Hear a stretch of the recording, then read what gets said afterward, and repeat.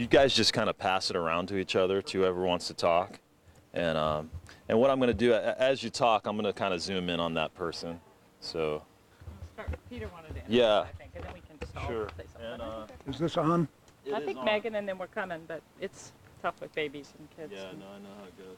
And Peter, could you tell me your first and last name and how I spell it, please, and how long you've lived in Oakwood? I am Peter Rumsey. I have lived in Oakwood since the early 1990s. I have helped sell and people purchase homes in the Oakwood neighborhood since 1979 and have specialized in historic districts throughout the downtown of Raleigh. Now, I know you guys saw the piece last night, and you felt really strongly about coming out and showing your support for this home. What do you think has been the perception of folks that are for this home? Here's another guy. If you want him to come in, you want to wait for him as well? Okay, sure. Yeah. Oh, okay. I'll wait for him to come.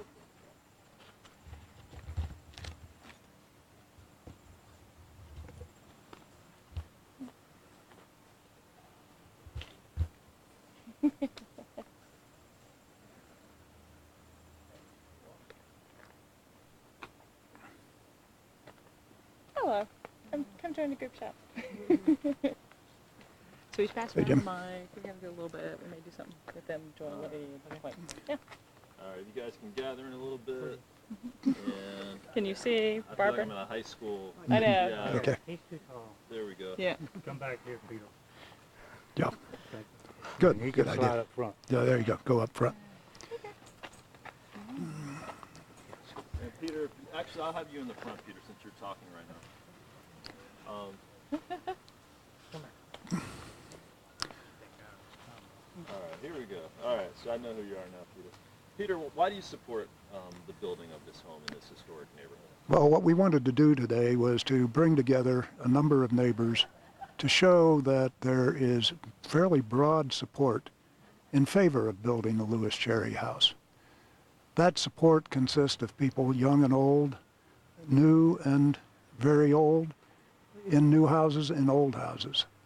What we're really wanting to do is demonstrate and indicate our support for the very thing that makes Oakwood unique, that is its diversity. That diversity is the thing that enhances the property values of property on Euclid throughout the Oakwood neighborhood. It is the thing that significantly increases the quality of life. One aspect of that diversity is that we end up with people that have very strongly held passions. And you've certainly seen that in this situation, where we and those who oppose the Lewis Cherry House all have very strong feelings. However, we're still neighbors together who at the end of the day and at the end of the year will join together for the Oakwood Candlelight Tour. And I wanted to mention, talk about that a little bit. My early perception of it, I think from a lot of people who aren't involved in it say, oh, the neighbors all hate each other and it's a rift in the neighborhood. But I mean, in fact, to me, talking to you guys, it seems as if these are neighbors who still like each other, but just perhaps disagree on this particular topic. I'd like for Mary Sure. Dillon to answer that. Sure, absolutely, absolutely. Hey, I'm Mary Dillon. I absolutely agree. I have lived in the neighborhood for almost 16 years, and my house is going to be 100 years old next year. And I absolutely respect and like the people who have the opposite view on the Euclid house that I have. I understand that they're passionate about it.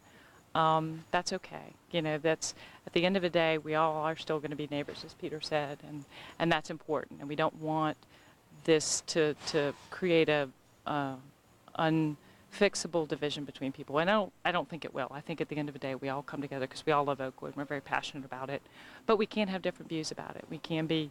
There is a group of us that we don't want to make sure was known that are in favor of the Euclid house, that we think that it is compatible with things that are in this district, that we believe will add to the richness and diversity of our neighborhood. So that's what we're here.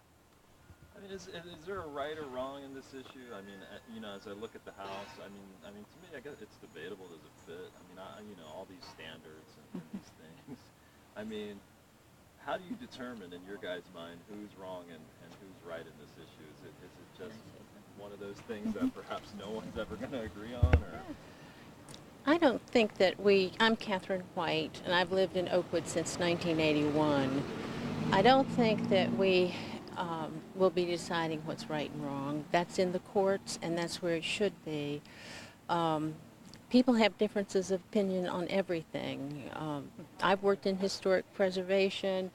Barbara Wishy has extensively. We have a certain perspective on what we think it should be, and they have another perspective. But when it boils down to it, we're talking about a house. We're not talking about neighbor hating neighbor, because it is a house. At the end of the day, it's a house. Right. So, I mean, as you guys look, regardless of the decision, whether it stays or whether it goes, do you think it doesn't sound like it's fractured the neighborhood? I mean, this neighborhood will still be strong. The neighborhood will be strong. I think there's an area where we have joint and shared interest and concern, and that is, as it's been expressed by others, that the Cherry House will lead to greater demand to tear down other houses within the neighborhood. The important thing to understand is that the Cherry House, the Cherry Gordon House, was built on a vacant lot, as was the house lived in by Gail Wiesner across the street. So they share that. Neither one has displaced other homes in the neighborhood. Our point of view is that, in fact, one of the best ways to achieve that preservation of our historic resources in the neighborhood, because we share that desire to keep intact what we have, is to have a strong Historic Districts Historic Development Commission, and to have guidelines that both respect the opportunity for infill that will continue to draw people to Oakwood.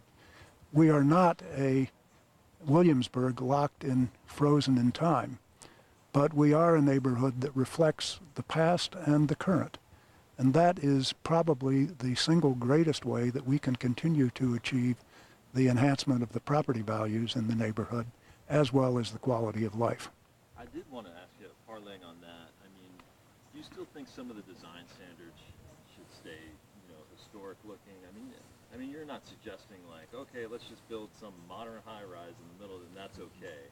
I mean, do you still want to keep within those parameters? Absolutely. We think that the existing guidelines, by and large, really provide that kind of opportunity for judgment by the people that have been appointed to the development board. And it is that which achieves the compatibility of mass and texture and character in a neighborhood. Now, we may disagree about exactly what finishes might exist on a house, but the fact is this house does not exceed the height of the house across the street. There are many people in the neighborhood who say, I don't like either house, Gail Wiesner's house or this house. So it's that thing that's most difficult to define, which is style, which in fact is not even part of the guidelines for the Raleigh Historic Development Commission. So, in your mind, it fit within the historic standards, and this thing should move forward. Absolutely. Jim? I think as one of the newer owners in Oakwood, and actually we used to rent just a couple of houses down the road here. When we rented here, my wife and I, one of the main reasons we wanted to live in Oakwood when we purchased our home last year was the neighborhood. We loved so much just how much of a community this is. I mean, I've lived in about 8 different states and about 3 different countries all over the world, and I've never lived in a community that is this close and this tight-knit. I've never known this many neighbors, ever, anywhere. And it's just an extremely unique community.